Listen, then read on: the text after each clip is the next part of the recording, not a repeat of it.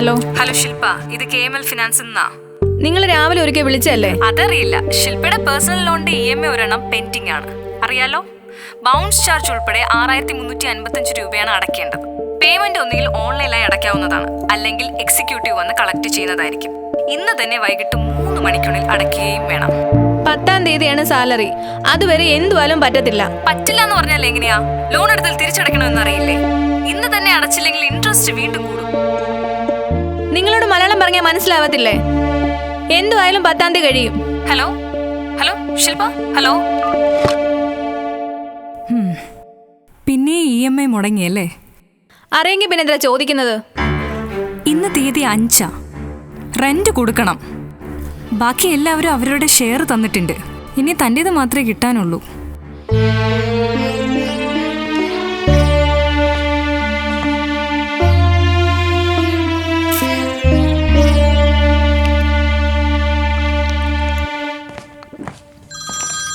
അടുത്ത ബാങ്കുകാരായിരിക്കും. താൻ എന്തെങ്കിലും ചെയ്ത് അതൊന്ന് സെറ്റിൽ ചെയ്യടോ.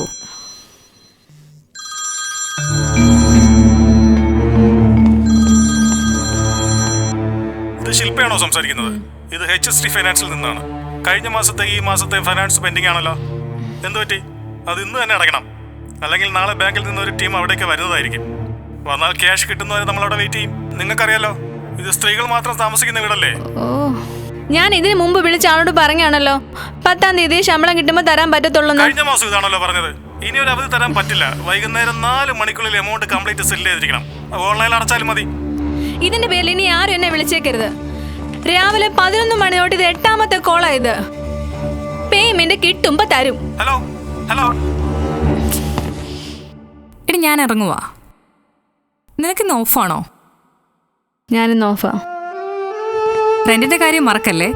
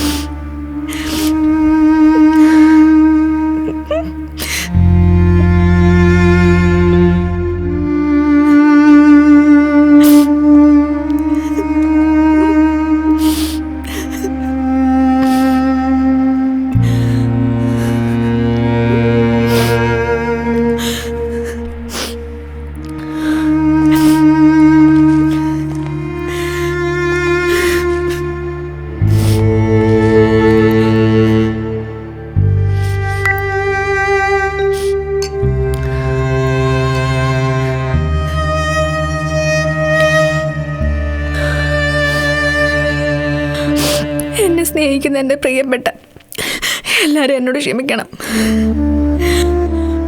ഒരു എഡ്യൂക്കേഷൻ ലോൺ എടുത്താണ് ഞാനൊരു നഴ്സിംഗ് വിദ്യാർത്ഥിയായത്.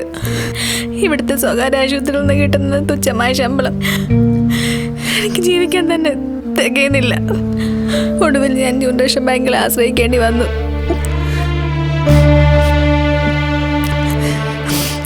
ഇന്ന് ഞാനത് കാരണം എൻ്റെ ജീവിതം അവസാനിപ്പിക്കാൻ അവരുടെ ഭീഷണിക്ക് ഉപദ്രവത്തെ മുന്നിൽ പിടിച്ചേക്കാൻ കഴിയാത്ത സാഹചര്യത്തിൽ ഞാൻ എൻ്റെ ജീവിതം ഇവിടെ അവസാനിപ്പിക്കാൻ എൻ്റെ മരണത്തിൻ്റെ പൂർണ്ണ ഉത്തരവാദിത്വം ഇവിടുത്തെ ന്യൂ ജനറേഷൻ ബാങ്കുകൾക്ക് മാത്രമാണ്. അല്ലാതെ അവരൊഴികെ മറ്റാർക്കും എൻ്റെ മരണത്തിൽ യാതൊരു പങ്കുമില്ല. എൻ്റെ അച്ഛനോടും അമ്മയോടും എന്നെ സ്നേഹിക്കുന്ന മറ്റെല്ലാവരോടും ഞാൻ മാപ്പ് ചോദിക്കുന്നു. ഇന്നത്തെ സാഹചര്യത്തിൽ ആത്മഹത്യയല്ലാതെ എനിക്ക് യാതൊരു വഴിയില്ല.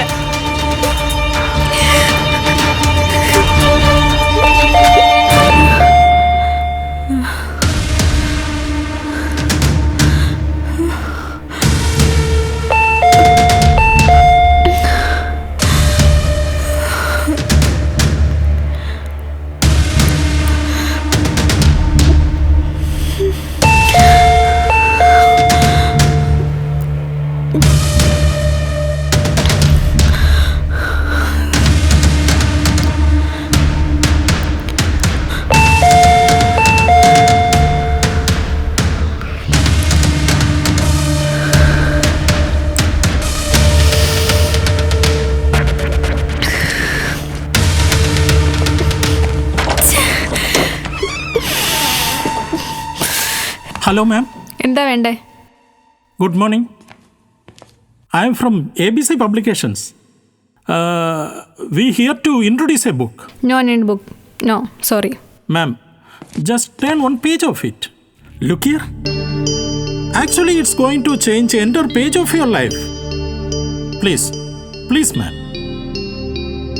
Please. സോറി വേണ്ട. Ma'am, please. Ma'am, please. Ma'am, please. ഞാൻ പറയുന്നൊന്ന് കേൾക്കൂ. എനിക്ക് വേണ്ട, എനിക്കിപ്പോൾ ടൈമില്ല. സോറി. Ma'am, please. എനിക്കിപ്പോൾ വേറെ ജോലിയുണ്ട്. പ്ലീസ്. Ma'am, please. എനിക്കൊരു 5 മിനിറ്റ്. പ്ലീസ് മാം. എടുത്തെനിക്ക് കാര്യം പറഞ്ഞാൽ മനസ്സിലാവത്തില്ലേ? ഞാൻ ഈ ബുക്കിനെ കുറിച്ച് ഒരു 2 വാക്ക് സംസാരിച്ചോട്ടെ? ഒരു 5 മിനിറ്റ്. മാം 1 മിനിറ്റ്. കുടിക്കാൻ ഇച്ചിരി വെള്ളം തരാമോ? സഹോദര, നിങ്ങൾ വേറെ എവിടെയെങ്കിലും പോയി കുടിക്കേ. ഞാൻ അതിലും വലിയ പ്രശ്നത്തിൽ നിൽക്കുക. പ്ലീസ് ഒന്ന് പോയിത്താ. മാം, ഞാൻ രാവിലെ ഇറങ്ങിയതാ. ഇതുവരെ ഒന്നും നടന്നിട്ടില്ല. നടന്ന് തളർന്നത് മാത്രം മിച്ചം. ശല്യം. തീരെ ദാഹിച്ചിട്ട് വയ്യ. ഇപ്പൊ തരാം, നിക്ക്.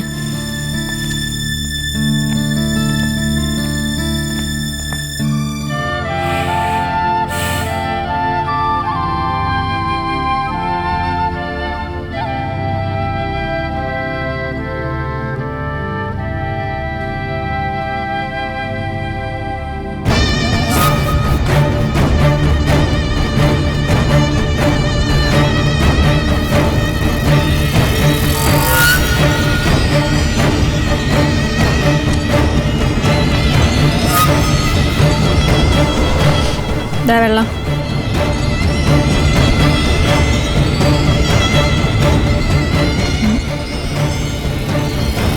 വെള്ളം കുടിക്ക്. ഹലോ, എന്താ വെള്ളം വേണ്ടേ? ഞാൻ ഒന്ന് ചോദിച്ചോട്ടെ, മാമിന് ആക്ച്വലി എന്തെങ്കിലും ടെൻഷനുണ്ടോ? ടെൻഷനോ? അല്ല, എൻ്റെ ടെൻഷനൊക്കെ ഞാൻ തന്നോട് എന്തിനാ പറയുന്നത്? താൻ വെള്ളം കുടിച്ചിട്ട് ഗ്ലാസ് കാടോ.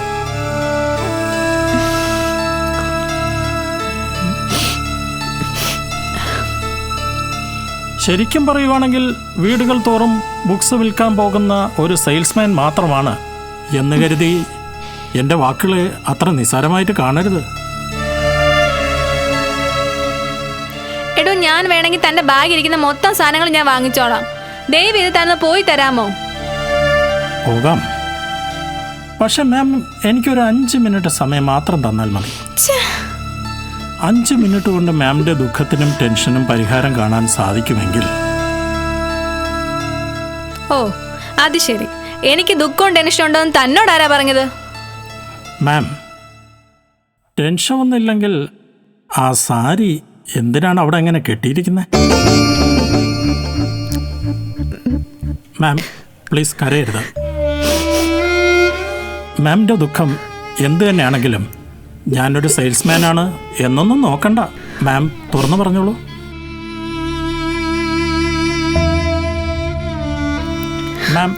മാം കരയരുത്. ഞാൻ മാമിനെ സഹായിക്കാം. ഇല്ല, ആർക്കും എന്നെ സഹായിക്കാൻ പറ്റത്തില്ല. അല്ല, താൻ എന്നെ എങ്ങനെ സഹായിക്കാനാ? ജീവിക്കാൻ വേറെ നിവർത്തിയില്ലഞ്ഞിട്ടല്ലേ താൻ ഈ ബാഗും തൂക്കി വെയിലത്ത് നടന്നു വരുന്നത്? ശരിയാണ് മാം, ജീവിക്കാൻ വേറെ മാർഗമൊന്നുമില്ല. ഞാനിങ്ങനെ വീടുകൾ തോറും കയറി ഇറങ്ങി ബുക്കും വിറ്റ് നടക്കുകയാണ്. ഒന്ന് ചിന്തിച്ചൂടെ, ദൈവമാണ് ഒരുപക്ഷെ ഈ അവസാന നിമിഷം എന്നെ ഇവിടെ കൊണ്ട് എത്തിച്ചെങ്കിലോ? ജീവിതത്തിൽ എല്ലാവർക്കും രക്ഷപ്പെടാൻ ദൈവം ഒരു അവസരം കൊടുക്കും. ആ അവസരമായിരിക്കാം ഒരുപക്ഷെ എൻ്റെ രൂപത്തിൽ മേഡത്തിന് മുന്നിൽ വന്നതെങ്കിലോ? അല്ലേ? ശരിയല്ലേ? ഒരു തർക്കത്തിന് ഞാനില്ല. എൻ്റെ പൊന്നു സഹോദര, നിങ്ങളെ ഞാൻ എങ്ങനെ പറഞ്ഞു മനസ്സിലാക്കേണ്ടത്? നിങ്ങൾ വിചാരിച്ച എന്നെ ഒരു രീതിയിലും സഹായിക്കാൻ പറ്റത്തില്ല. ഒരു തർക്കത്തിന് ഞാനില്ല മാഡം. പക്ഷെ ഒന്ന് ഞാൻ പറഞ്ഞേക്കാം, ഏതായാലും മരിക്കാൻ തീരുമാനിച്ചു കഴിഞ്ഞ സ്ഥിതിക്ക് എനിക്ക് വേണ്ടി ഒരു ചാൻസ്, ഒരേ ഒരു ചാൻസ്. എന്തായാലും മാഡത്തിന് അലട്ടുന്ന പ്രശ്നം അറ്റ്ലീസ്റ്റ് എന്നോടെങ്കിലും ഒന്ന് തുറന്നു പറയുക. എന്താണ് മാഡത്തിന് അലട്ടുന്ന പ്രശ്നം? അത് കേട്ട് കഴിയുമ്പോൾ എന്തെങ്കിലും ഒരു പരിഹാരം എനിക്ക് ചെയ്തു തരാൻ കഴിയും. ഒരുപക്ഷെ പരിഹാരമായില്ലെങ്കിൽ മാഡം സൂയിസൈഡ് ചെയ്തോളൂ. പ്ലീസ് മാഡം, ഞാൻ പറയുന്ന ഒന്ന് കേൾക്കൂ. മാഡത്തിൻ്റെ ആരോരുമല്ലാത്ത ഒരാളായ ഞാൻ ഒരു നിർണായക സാഹചര്യത്തിൽ ഒരു സെയിൽസ്മാൻ്റെ രൂപത്തിൽ ഈ വീട്ടിലേക്ക് കയറി വന്നു. കൃത്യമായും ഈ സമയം തന്നെ ഞാനിവിടെ എത്താനും ഈ ഒരു സന്ദർഭത്തിൽ എൻ്റെ നോട്ടം ഈ വീട്ടിലേക്ക് പതിയാനും കാരണമായെങ്കിൽ അതിനെ തീർച്ചയായിട്ടും ഒരു നിസ്സാരമായി കാണരുത്. ഒരുപക്ഷെ മാഡം വിശ്വസിക്കുന്ന ദൈവം തന്നെയായിരിക്കാം എന്നെ ഈ നിമിഷം ഇങ്ങോട്ട് പറഞ്ഞയച്ചത്. അതുകൊണ്ട് പറയുകയാണ് മാഡം, പ്ലീസ് എന്നോടൊന്ന് തുറന്നു പറയൂ. അറ്റ്ലീസ്റ്റ് എന്നോട് മാത്രം ഒന്ന് തുറന്നു പറയുക. എന്താണ് മാഡത്തിൻ്റെ ടെൻഷൻ?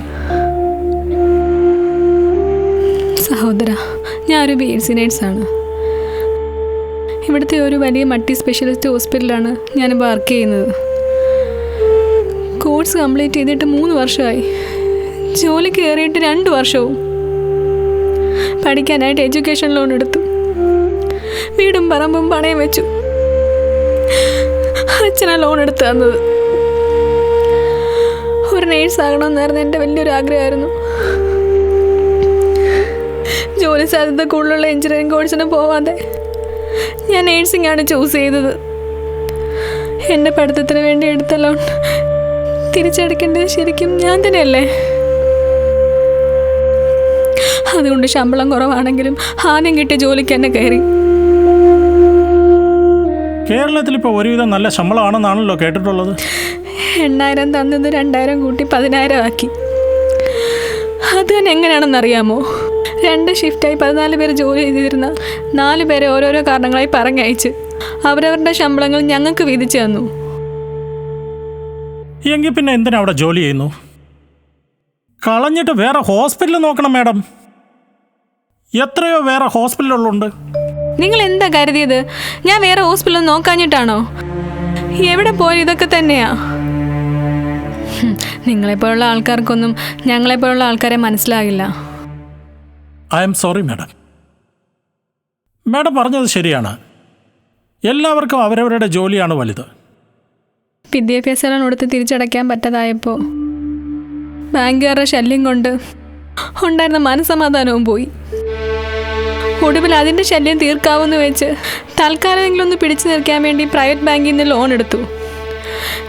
ഇപ്പം അതും പെൻഡിങ് ആയി. ഇന്ന് തന്നെ ഏറ്റവും കൂടുതൽ അലട്ടുന്നത് ബാങ്കുകാരുടെ ശല്യമാണ്. ഒരു സ്വസ്ഥതയും തരുന്നില്ല. ഓരോ ബാങ്കിൽ നിന്നും ഓരോരുത്തരുടെ പല വട്ടമായിട്ടുള്ള വിളികളാണ്. അയാളുടെ കാര്യം പറയുന്നു, അത് കഴിഞ്ഞ് വീണ്ടും വേറൊരു ബാങ്കിൽ നിന്ന് വേറൊരു ബാങ്കാന്ന് പറഞ്ഞ് വിളിക്കുന്നു. 5ഉം 10ഉം ഓരോരോ തവണയായിട്ട് വിളിക്കുന്നു. ഒരു പ്രത്യേക മെൻ്റൽ ടോർച്ചറിങ് അവർ ചെയ്യുന്നത്. ചിലപ്പോഴൊക്കെ നേരത്തെ അവരുടെ സംസാരം കേട്ടുണ്ടല്ലോ, നമുക്ക് വട്ട് പിടിച്ചു പോവും. അതുപോലുള്ള സംസാരം അവർ പറയുന്നത്. പിന്നെ ഞാൻ ഈ സാഹചര്യം ഞാൻ എന്താ ചെയ്യുക? ആത്മഹത്യ അല്ലാതെ എനിക്ക് എൻ്റെ മുമ്പ് വേറെ ഒരു വഴിയില്ല. എന്തുകൊണ്ടില്ല മാഡം? മാഡത്തിന് എന്തുകൊണ്ട് ഈ വിവരം സ്വന്തം അച്ഛനോട് പറയാൻ പറ്റുന്നില്ല? ഇല്ല, ഒരിക്കലും ഇല്ല. എന്തുകൊണ്ട്? ഞാൻ അതാണ് ചോദിക്കുന്നത്. എന്തുകൊണ്ട്? എൻ്റെ അച്ഛനൊരു ഓട്ടോ ഡ്രൈവറാണ്. ഉപജീവനത്തിന് അതേ ഉള്ളൂ മാർഗം. ഇപ്പോഴാണെങ്കിൽ പഴയതുപോലെ അധികം ഓട്ടോ ഇല്ല. എങ്കിൽ പോലും പാവം നന്നായി കഷ്ടപ്പെടുന്നു. ഇപ്പം എന്നെ കെട്ടിച്ചിടാനുള്ള പൈസ ഉണ്ടാക്കുന്നു. അതിൻ്റെ കൂടെ ലോണിൻ്റെ കാര്യം പറയാൻ എങ്ങനെ അങ്ങോട്ട് ചെല്ലുന്നേ? അതെല്ലാം അച്ഛനോട് ഇങ്ങനെ ശല്യം ചെയ്താൽ ആൾക്കാർ എന്നെക്കുറിച്ച് എന്താ വിചാരിക്കുക? മാഡം പൈസ ചോദിക്കുന്നത് സ്വന്തം അച്ഛനോടാണ്. നാട്ടുകാരോട് പോകാൻ പറയണം. അവരെന്ത് വേണമെങ്കിലും പറയട്ടെ. എന്നാലും ഞാൻ എന്തു പറഞ്ഞ് അച്ഛനോട് പൈസ ചോദിക്കും? ഇപ്പൊ ശരിക്കും പറഞ്ഞാൽ ഞാനാണ് അച്ഛനും അമ്മയും ജോലി ചെയ്ത് സംരക്ഷിക്കേണ്ടത്. ഞാൻ പോയി എങ്ങനെ അവരോട് അവരെ ഞാൻ എങ്ങനെ ബുദ്ധിമുട്ടിപ്പിക്കുന്നത്? ഇതിൽ ഭേദം വേറെ നാണക്കേട് എന്താ ഉള്ളത്? ഞാനേ ഒരു കാര്യം ചോദിച്ചോട്ടെ. കുട്ടിക്കാലത്ത് സ്വന്തമായി മാഡം വേണമെന്ന് ആഗ്രഹിച്ച എന്തെങ്കിലും ഒരു സംഗതി ഒന്ന് ഓർത്തു നോക്കിക്കേ. പക്ഷേ പറയണ്ട കേട്ടോ, ഒന്ന് ഓർത്താൽ മാത്രം മതി. അതിപ്പോൾ ഓർക്കാൻ ഒരുപാടുണ്ട്, ഒന്ന് മാത്രമല്ല.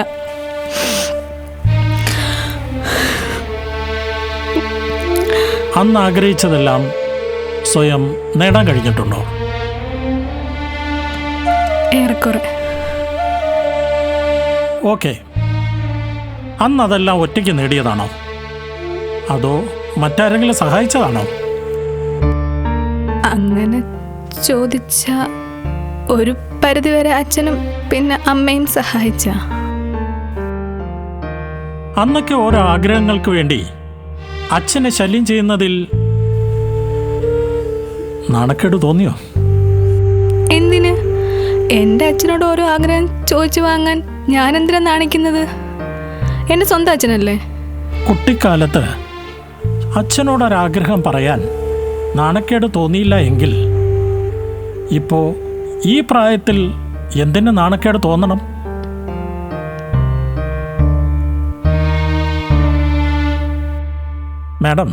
മാഡം പറഞ്ഞു മാഡത്തിൻ്റെ അച്ഛൻ മാഡത്തിൻ്റെ കല്യാണത്തിനുള്ള പൈസ ഉണ്ടാക്കാനുള്ള ഓട്ടത്തിലാണെന്ന്. മാഡം ആത്മഹത്യ ചെയ്യാനുള്ള തീരുമാനം അത് ചെയ്യുമ്പോൾ ആ പൈസ കൊണ്ട് അച്ഛൻ എന്ത് ചെയ്യും? പറയൂ. ഏതൊരു തെറ്റായ തീരുമാനം എടുക്കുമ്പോഴും നമ്മൾ കുടുംബത്തെക്കുറിച്ച് ഒരു നിമിഷം ചിന്തിക്കണം. നമുക്ക് അച്ഛനമ്മമാർ എത്ര പ്രിയപ്പെട്ടതാണോ അത്രയും പ്രിയപ്പെട്ടവരാണ് അവർക്ക് നമ്മൾ. മാഡം, ഞാൻ 2 കുട്ടികളുടെ അച്ഛനാണ്. അവരുടെ പ്രതീക്ഷയാണ് ഞാൻ. ജോലിക്ക് പോകുമ്പോഴൊക്കെ ഇഷ്ടമുള്ള ആഹാരം ഞാൻ പുറത്തു നിന്ന് വാങ്ങി കഴിക്കാറുണ്ട്. അപ്പോൾ മക്കളുടെ മുഖം മനസ്സിൽ തെളിയും. അവർക്ക് ഇഷ്ടമുള്ള എന്തോ അത് വാങ്ങിയിട്ടാവും ഞാൻ വീട്ടിലേക്ക് എത്തുക. അത് കിട്ടുമ്പോൾ അവരുടെ മുഖത്തുള്ള ആ സന്തോഷമുണ്ടല്ലോ, ഒന്നും പറയണ്ട. അത് അനുഭവിച്ച് തന്നെ അറിയണം. മക്കളുടെ സുഖവും സന്തോഷവുമാണ് ഒരച്ഛൻ്റെ മനസ്സിലെ ഏറ്റവും വലിയ ആനന്ദം. ഞാൻ പറയുന്നത് മാമിന് മനസ്സിലാവുന്നുണ്ടോ? മനസ്സിലായി. പക്ഷെ പ്രായമായ അവരെ ഇത്ര നാളെ ബുദ്ധിമുട്ടിച്ചില്ലേ? ഇല്ല.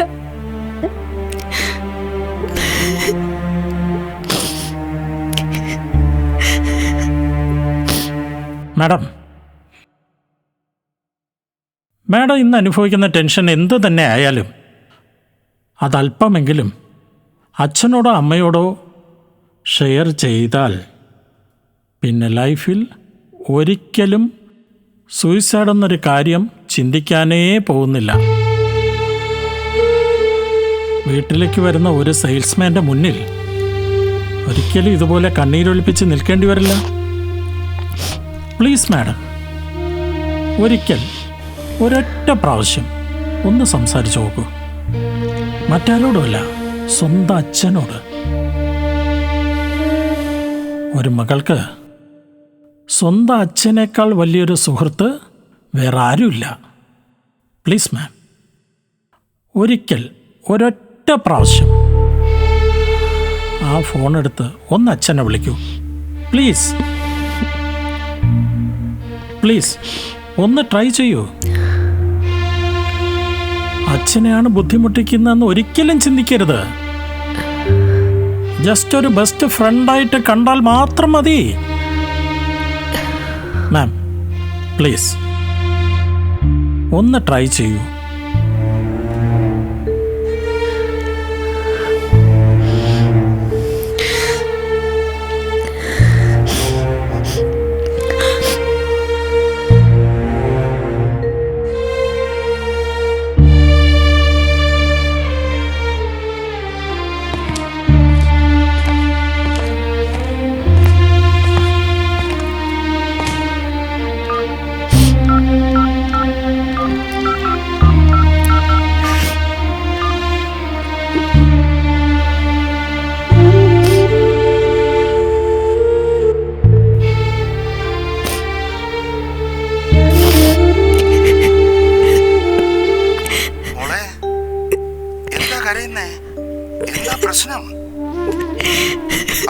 നീ ഇങ്ങനെ കരഞ്ഞോണ്ട് നിന്ന് അച്ഛൻ എന്ത് ചെയ്യും? അച്ഛനെ കൂടെ ടെൻഷൻ അടുപ്പിക്കാതെ പറ, എന്താണ് കാര്യമെന്ന് പറ.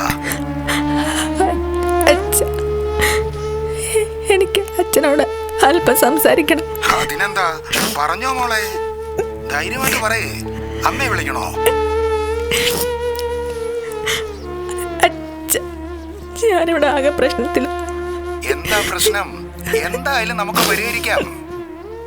നീ ഇങ്ങനെ കരഞ്ഞ് അച്ഛനെ കൂടെ ഇങ്ങനെ ടെൻഷൻ അടുപ്പിക്കാതെ നീ കരയാതെ കാര്യം പറ മോളെ. നീ ഇങ്ങനെ ചുമ്മാ കരഞ്ഞോണ്ടിരുന്നു കഴിഞ്ഞാ ഇവിടെ ഇരിക്കുന്ന എനിക്ക് എന്ത് സമാധാനമുണ്ട്? അച്ഛ,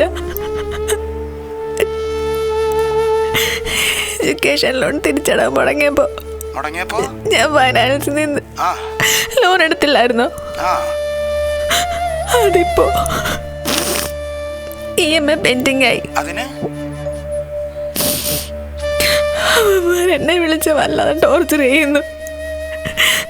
സഹിക്കാൻ പറ്റുന്നില്ല അച്ഛാ, അത്രയ്ക്ക് ശല്യമാ. സമാധാനപ്പെട്.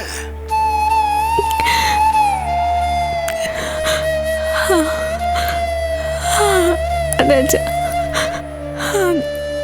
അതെ.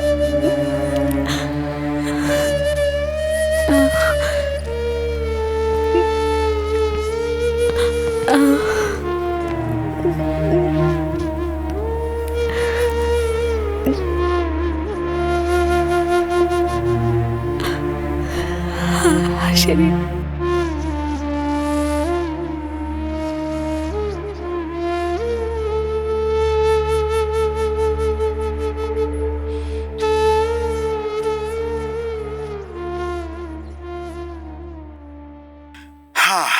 എന്തായാലും കഴിഞ്ഞതൊക്കെ കഴിഞ്ഞു. നിന്റെ അച്ഛൻ ജീവനോടെ തന്നെ ഉണ്ടല്ലോ. മോൾ ഒന്നും കൊണ്ടും പേടിക്കണ്ട. മോൾ ഒട്ടും ടെൻഷൻ ആവരുത് കേട്ടോ. അച്ഛൻ നാളെ രാവിലെ തന്നെ അവിടെ എത്താം. എന്തായാലും ഇങ്ങനെ ഒരു കാര്യം വന്നപ്പോൾ അച്ഛനെ വിളിക്കാൻ തോന്നിയത് നിന്റെ നല്ല സമയം കേട്ടോ. സമാധാനമായിട്ടിരിക്കും. ശരി അച്ഛൻ.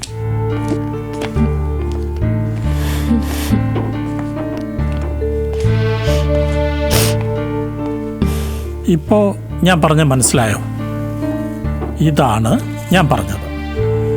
നമുക്ക് ആരൊക്കെ ഉണ്ടെങ്കിലും അച്ഛനെയും അമ്മയും പോലെ വലിയൊരു സുഹൃത്ത് ഈ ലോകത്താരുമില്ല. നല്ല സുഹൃത്തുക്കളായി അച്ഛനമ്മമാരെ കണ്ടാൽ മാത്രം മതി.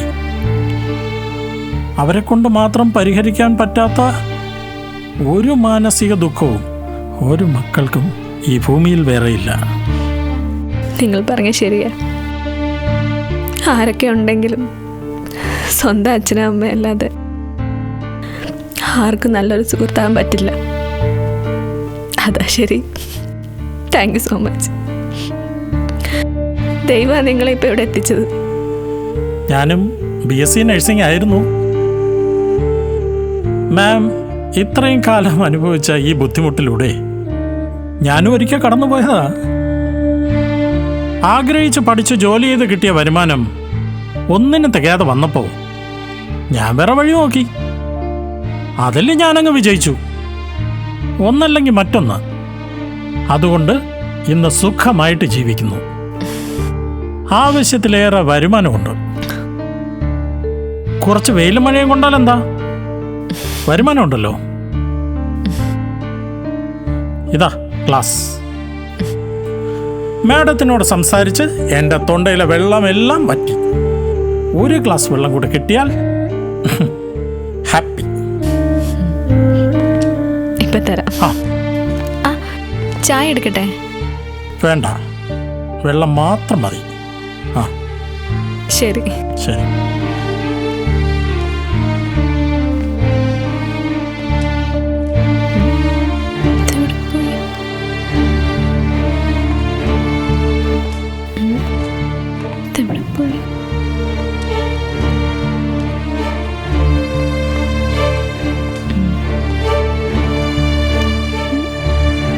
അകത്തും കൂട്ടിയാണല്ലോ.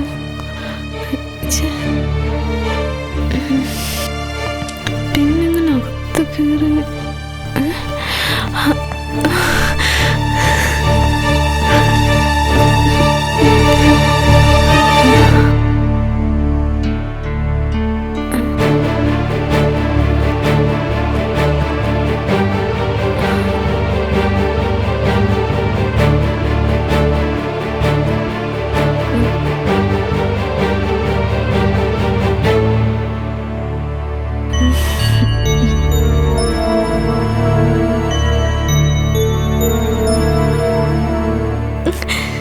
കൃഷ്ണ.